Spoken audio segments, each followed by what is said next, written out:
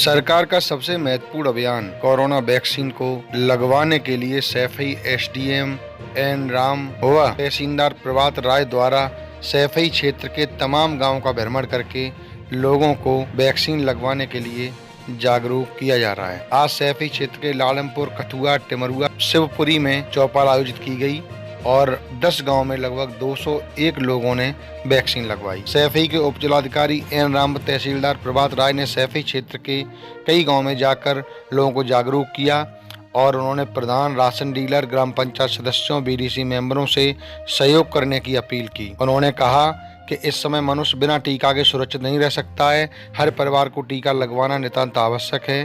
केंद्र पर टीकाकरण में तेजी लाने के लिए उन्होंने प्रेरित किया और इसका काफी महत्वपूर्ण बताया और उन्होंने कहा कि साफ सफाई, मास्क व समय समय पर हाथ धुलना और ये बहुत ही जरूरी है। सैफई तहसीलदार प्रभात राय ने कहा कि वैश्विक महामारी कोरोना की जंग को जीतने के लिए सभी का सहयोग जरूरी है।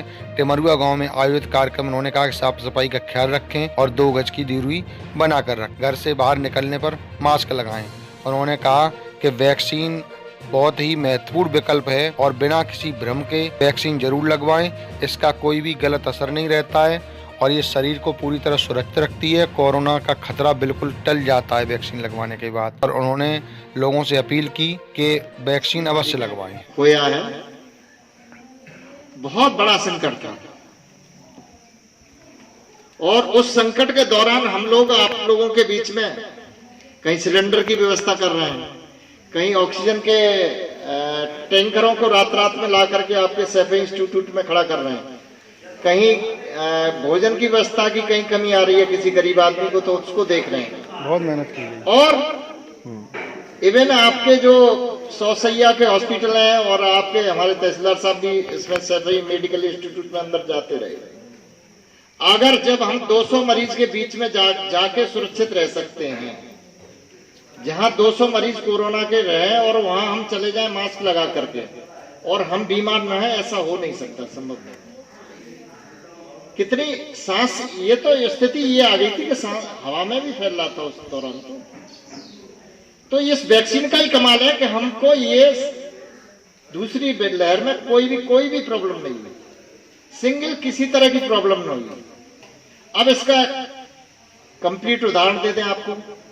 सभी तो हमारे तहसीलदार साहबान थे, सभी एसडीएम साहबान, एडीएम साहबान, सब डीएम साहब ने भी वैक्सीन लगवाई, हमारे नायब साहब भी जितने। कोई आपने सुना किसी तहसीलदार साहब को बीमार हो गया कोरोना में? नहीं हुआ ना। ये इसी का नतीजा था। अभी हमारे करीब 150 लेखपाल हैं, सभी को डबल वैक्सीनेशन हमने करा चुके हैं। आपने सुना होगा हमारे 10-15 लेखपाल जो है कोरोना से पॉजिटिव हुए थे दूसरी लहर में, परंतु किसी की कोई कैजुअलिटी नहीं हुई, नॉट ए सिंगल। आपने लेखपाल सुना कि कोरोना से हमारे फलाने लेखपाल को डेथ हो गई? इटावा जनपद की बात कर रहा हूं मैं, अन्य जनपद में एक आध किसी की हो गई है, वो किसी अन्य कारण से भी हो गई, वो मुझे जानकारी है। पर इटावा में आपने नहीं सुना होगा। क्यों भाई? आप जैसे लेखपाल और हम भी हैं। उसका रीजन ही है कि वैक्सीनेशन करा लिया था और हम वैक्सीनेशन से सुरक्षित हो गए। इसलिए और वो ज्यादा जिनमें हानिकारक दुष्प्रभाव हो सकते हैं कोरोना के, उनको पहले वैक्सीन दी जाए।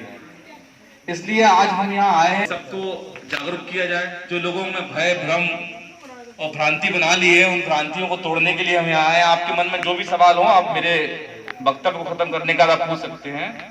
मैं आपको उसका बिल्कुल मेडिकल की भाषा में जवाब दूंगा, क्योंकि मैं भी उसकी संबंधित फील्ड से ही आता हूं। और हाल फिलहाल जो आपसे गुजारिश है वो यही है कि आप अधिक से अधिक संख्या में आए और टीकाकरण करवाएं।